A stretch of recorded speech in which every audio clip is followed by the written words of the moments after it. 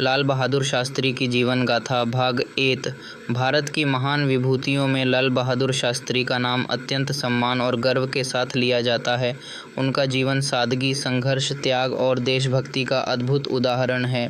वे ऐसे नेता थे जिन्होंने अपने कर्मों से यह सिद्ध कर दिया कि महानता पद या धन से नहीं बल्कि विचारों और चरित्र से आती है। जन्म और बचपन। लाल बहादुर शास्त्री का जन्म 2 अक्टूबर 1900 को ये की 4 को मुगल सराय, वर्तमान में पंडित दीनदयाल उपाध्याय नगर में हुआ। उनके पिता शारदा प्रसाद एक साधारण शिक्षक थे और बाद में राजस्व विभाग में क्लर्क बन गए। उनकी माता रामदुलारी देवी एक सरल और धार्मिक महिला थीं। जब शास्त्री जी मात्र 1.5 वर्ष के थे तभी उनके पिता का निधन हो गया। इस घटना ने उनके जीवन को कठिनाइयों से भर दिया। उनकी माता उन्हें लेकर अपने मायके चली गईं, जहां उनका पालन पोषण हुआ। गरीबी इतनी थी कि कई बार उन्हें बिना जूते चप्पल के स्कूल जाना पड़ता था, लेकिन इन कठिनाइयों ने उन्हें कमज़ोर नहीं किया बल्कि मजबूत और आत्मनिर्भर बनाया। शिक्षा और आत्मनिर्भरता। शास्त्री जी बचपन से ही मेधावी और अनुशासित छात्र थे। उन्होंने कठिन परिस्थितियों के बावजूद अपनी पढ़ाई जारी रखी।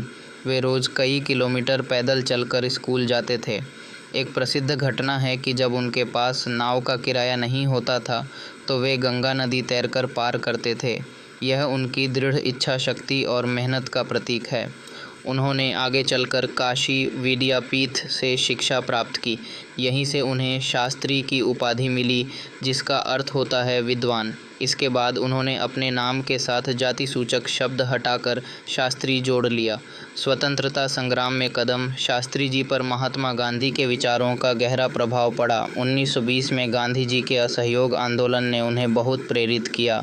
उन्होंने पढ़ाई छोड़कर स्वतंत्रता संग्राम में भाग लिया।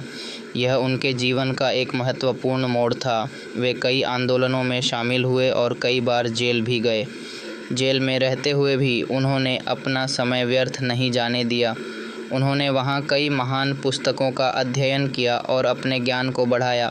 संघर्ष और त्याग। शास्त्री जी का जीवन त्याग से भरा हुआ था। उन्होंने कभी भी व्यक्तिगत लाभ के बारे में नहीं सोचा। उनका पूरा जीवन देश की सेवा के लिए समर्पित था। एक बार जब वे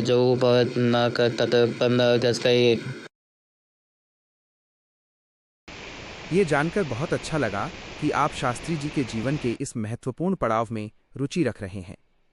उनकी कहानी का दूसरा भाग वाकई किसी रोमांचक और प्रेरणादायक फिल्म जैसा है। यहाँ लाल बहादुर शास्त्री जी के प्रधानमंत्री काल से लेकर उनके अंतिम सफर की कहानी उसी प्रवाह में है। जब नन्हे के कंधों पर आया देश का भार।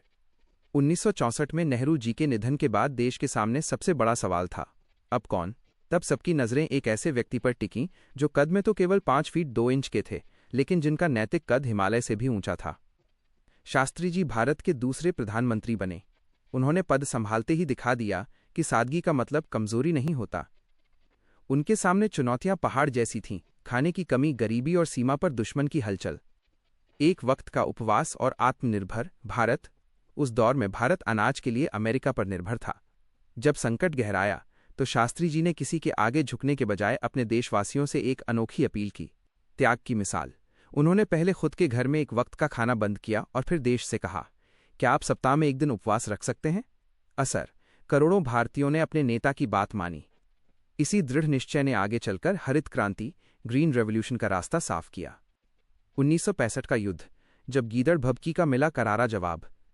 पाकिस्तान को लगा कि नेहरू जी के बाद भारत कमजोर है और उसने हमला कर दिया, लेकिन शास्त्री जी ने सॉफ्ट छवि को दरकिनार कर सेना को खुली छूट दे दी। जय जवान जय किसान, ये सिर्फ एक नारा नहीं बल्कि हिंदुस्तान की रगों में दौड़ता जोश था।